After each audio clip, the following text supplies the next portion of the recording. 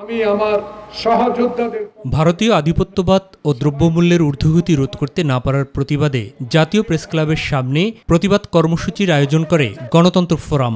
সীমান্তে বিএসএফের গুলিতে বাংলাদেশি নাগরিক নিহত হওয়ার নিন্দা জানিয়ে বন্ধু হলে ভারত কেন সীমান্তে বাংলাদেশিদের উপর গুলি চালায় সে প্রশ্ন তোলেন বিএনপি চেয়ারপারসনের উপদেষ্টা জয়নুল আবেদিন ফারুক। সীমান্তে আজকেও একজনকে গুলি করে হত্যা করা হয়েছে। যদি বন্দী হয় সীমান্তে গুলি কেন? জনগণের আকাঙ্ক্ষার বাইরে গিয়ে বাংলাদেশের রাজনীতিতে ভারত হস্তক্ষেপ করছে বলে অভিযোগ করে এ ধরনের কর্মকাণ্ড বন্ধ না করলে দেশটির পণ্য বয়কট আন্দোলন আরও জোরদার করার কথাও বলেন বিএনপির এই নেতা। প্রিয় বন্ধু, ভারত আধিপত্যবাদ গণতন্ত্র হত্যার জন্য বাংলাদেশের মানুষ সামাজিকভাবে প্রস্তুতি নিচ্ছে আপনাদের বিরুদ্ধে আচরণ করার জন্য। আমরা ভারতীয় পণ্য বর্জন করব, সামাজিক আন্দোলন ঘরে ঘরে পৌঁছে দেব।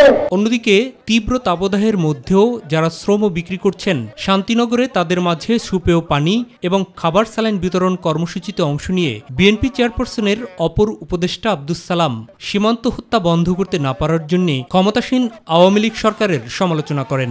পুলিশ দিয়ে বিজেপি দিয়ে বিএনপি থামাইতে পারে, বর্ডারের হত্যা থামাইতে পারে না, মানুষের পেটের জ্বালা থামাইতে পারে না।